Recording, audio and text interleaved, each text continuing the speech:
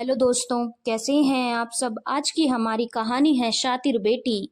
गगन जी और मालती जी की शादी को 45 वर्ष हो चुके थे। दोनों ने सुखद वैवाहिक जीवन गुजारा था। दोनों ने अपने वैवाहिक जीवन में हर तरह की खुशियां पाई थी। उनके दो बच्चे विवेक और अंजलि थे। दोनों बच्चे गगन जी और मालती जी को अपनी शादी के 12-13 वर्षों के बाद प्राप्त हुए थे। इसीलिए अब गगन जी और मालती जी की अच्छी खासी उम्र हो चुकी थी और उनके बच्चों में बड़ी बेटी अंजलि की उम्र करीब 30 साल थी और विवेक 28 साल का था। दोनों की शादी हो चुकी थी और दोनों अपनी अपनी शादीशुदा जिंदगी में खुश थे। अंजलि की शादी में गगन जी और मालती जी ने बहुत ज्यादा खर्चा किया था और बहुत अच्छे घर में उसकी शादी की थी। लेकिन अंजलि बचपन से ही बहुत स्वार्थी लड़की थी। जब उसकी शादी हुई तो अंजलि को उसके जैसा ही धूर्त और स्वार्थ पति राकेश मिला। अंजलि हर जगह अपना वर्चस्व चाहती थी, ससुराल में भी और मायके में भी। विवेक बहुत अच्छा बेटा था और माता पिता हमेशा उससे खुश रहते थे, लेकिन अंजलि हमेशा उसे नीचा दिखाना चाहती थी। इसीलिए अक्सर विवेक और अपने माँ बाप के बीच गलतफहमी पैदा करना चाहती थी, जिसमें उसका पति राकेश उसका पूरा सहयोग करता था। लेकिन उन्हें कभी कामयाबी नहीं मिलती थी, क्योंकि माता पिता अपनी बेटी दामाद को अच्छे से जानते थे। अंजलि और राकेश यह सब कुछ इसलिए करते थे ताकि माता पिता अंजलि की शादी के बाद जो भी संपत्ति बची है वह भी उन लोगों के नाम कर दे। दोनों पति पत्नी बहुत ही धूर्त, मक्कार और शातिर थी।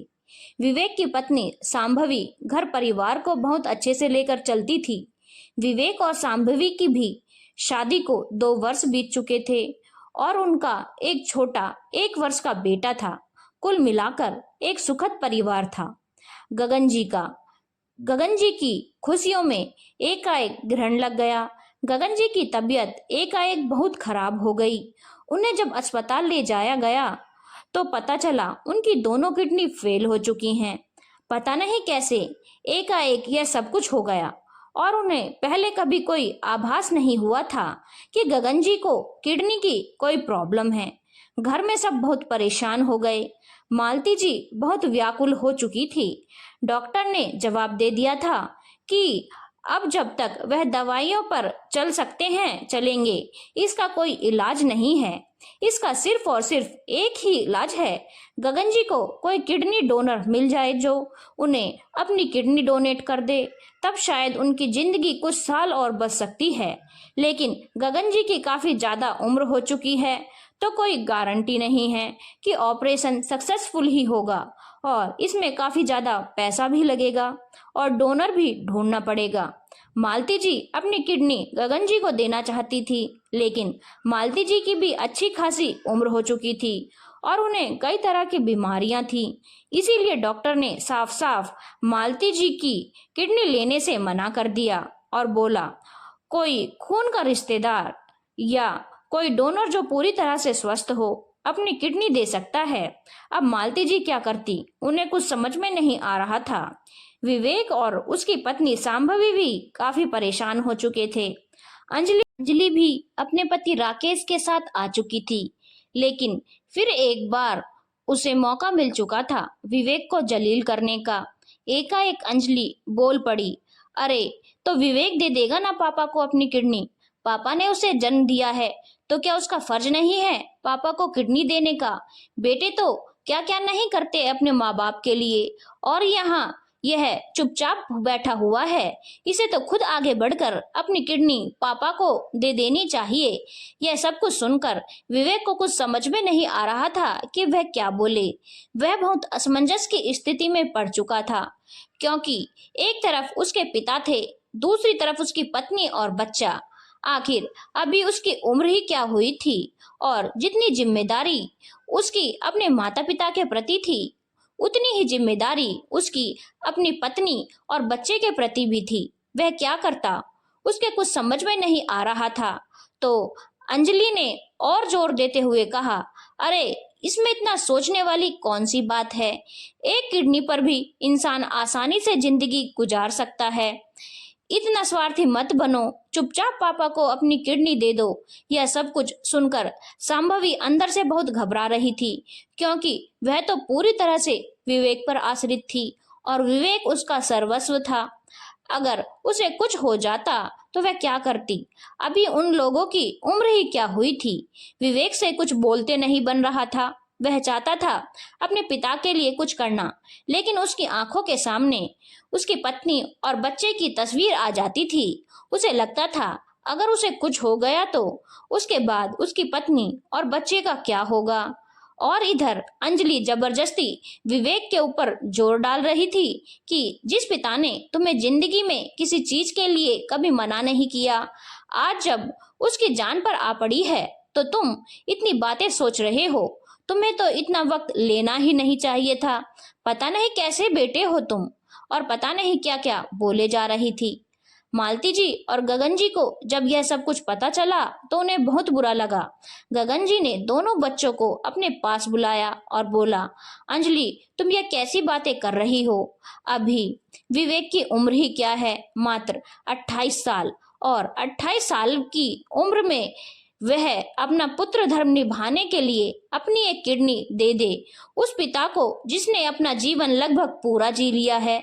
शायद 2-4 वर्ष और बचे होंगे मेरे जीवन के, और उन 2-4 वर्षों के लिए मैं अपने जवान पुत्र की किडनी ले लूं जिसका अभी पूरा जीवन बचा हुआ है, पूरी जिम्मेदारियां बची हुई हैं, जिसका बच्चा अभी मात्र 1 वर्ष का है और जिसकी शादी को अभी मात्र 2 वर्ष हुए हैं। अंजलि ने बोला, तो इसमें इतना सोचना क्या है पापा? सीधी सी बात है, इंसान एक किडनी पर भी आसानी से जिंदा रह सकता है। विवेक बहुत स्वार्थी है, वह सिर्फ अपना स्वार्थ देख रहा है। विवेक से कुछ बोलते नहीं बन रहा था, क्योंकि उसे खुद नहीं समझ में आ रहा था कि वह क्या करे। एक तरफ उसके पिता थे तो दूसरी तरफ उसकी पत्नी और बच्चा। तब तक मालती जी ने बोला, बकवास मत कर अंजलि, मानती हूँ तेरे पिता मेरे लिए सब कुछ हैं और उनका जीवन मेरे लिए बहुत महत्वपूर्ण है, हम सबके लिए बहुत महत्वपूर्ण है। मैं उनके बिना जीने की कल्पना भी नहीं कर सकती। लेकिन अब जब ईश्वर ने हमें ऐसे दोराहे पर लाकर खड़ा कर दिया है तो इसमें विवेक को हम क्यों घसीटें? उसका पूरा जीवन बचा हुआ है। अगर मेरी किडनी दी जा सकती तो मैं तुरंत दे देती, लेकिन मेरी किडनी डॉक्टर ने लेने से मना कर दी। लेकिन मैं अपने पति के लिए अपने बेटे की जिंदगी खतरे में नहीं डाल सकती। उसकी जिंदगी पर हमसे ज्यादा अब संभवी और उसके बच्चे का हक है। अंजलि ने बोला, माँ इसमें इतना भावुक होने की कोई जरूरत नहीं है। विवेक को कुछ नहीं होगा, अच्छा खासा स्वस्थ है, वह एक किडनी पर आसानी से अपनी जिंदगी गुजार लेगा। इस पर गगन जी ने बोला, अच्छा एक बात बता, ईश्वर न करे कि विवेक मुझे बुढ़ापे में एक किडनी दे दे और मैं 2-4 साल और जी लूं, उसके बाद तो मुझे मरना ही है ना। और ईश्वर न करे अगर विवेक की बची हुई एक किडनी कभी खराब हो जाए तो उसका और उसके परिवार का क्या होगा? सोचा है कभी? पिता हूं मैं उसका, इतना स्वार्थी नहीं बन सकता कि अपने उम्र के आखिरी पड़ाव में अपने बेटे को पुत्र धर्म याद दिलाकर अपनी किडनी देने के लिए मजबूर कर दूं। भावुकता अपनी जगह है, लेकिन प्रैक्टिकल होकर सोचना अपनी जगह है। मैं किसी भी कीमत पर अपने बेटे से नहीं बोल सकता कि वह अपनी किडनी मुझे दे दे।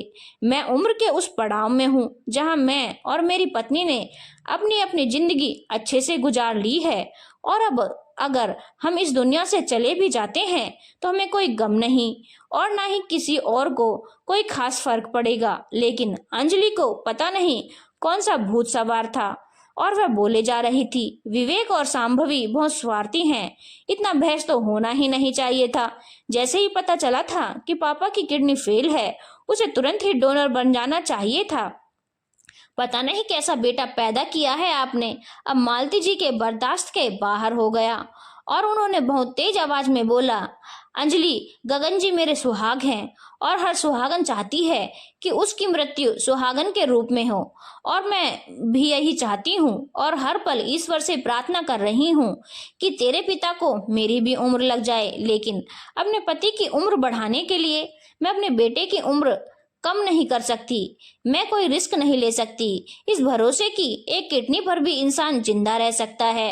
उस एक किडनी की क्या गारंटी है? अभी तो तुम्हारे पिता की दोनों किडनी फेल हो गई ना। जब दो दो किडनी होते हुए तुम्हारे पिता सलामत नहीं है, तो मेरा बेटा एक किडनी पर सलामत रहेगा, इसकी क्या गारंटी है? यह सब कुछ सुनकर अंजलि मुंह बनाने लगी, लेकिन मालती जी को समझ में आ गया कि स्वार्थी विवेक नहीं, स्वार्थी अंजलि हो गई है और वह विवेक और सांभवी को उनकी नजरों से पूरी तरह से गिराना चाहती है। पता नहीं किस स्वार्थ में वह ऐसी बातें किए जा रही है। मालती जी ने बोला, अच्छा छोड़, चल एक बात बता, जन्म तो हमने तुझे भी दिया है ना, औलाद तो तू भी हमारी है ना, और तुझे भी हमने कभी कुछ देने में कमी नहीं छोड़ी। जीवन की हर खुशी दी है तुझे, तूने जो चाहा तुझे दिया है, यहाँ तक कि तेरी शादी में अपना सब कुछ लगा दिया। तो फर्ज तो तेरे भी अपने पिता के लिए बराबर के बनते हैं ना। एक काम कर, चल मैं मान लेती हूँ विवेक स्वार्थी है, पर तू तो स्वार्थी नहीं है ना, और तू भी तो अपने पिता की बेटी है। चल तू अपनी किडनी अपने पिता को दे दे। अब अंजलि अपने ही बातों में फंस चुकी थी और असली स्वार्थी कौन है अब बात सामने आने वाली थी। अंजलि ने बोला, ये तुम कैसी बातें कर रही हो माँ, यह तो बेटे का फर्ज होता है। मैं तो दूसरे घर जा चुकी हूँ, मैं कैसे अपने पिता को किडनी दे सकती हूँ? मालती जी ने बोला, क्यों नहीं दे सकती, तू भी तो हमारी औलाद है। अंजलि ने बोला, माँ आप कैसी बातें कर रही हो, मेरे दो छोटे बच्चे हैं। इस पर मालती जी ने बोला, और विवेक उसका बच्चा नहीं है? अब अंजलि के पास कोई जवाब नहीं था। मालती जी ने यहीं पर बस नहीं किया और बोला, चल छोड़, तू किडनी मत दे। एक काम कर, पैसे के लिए भी बहुत से लोग किडनी डोनेट करते हैं और मुझे कोई ऐसा पता चला है, लेकिन इसके लिए लगभग 75 लाख चाहिए, तो आराम से हमें किडनी भी मिल जाएगी और ऑपरेशन भी हो जाएगा।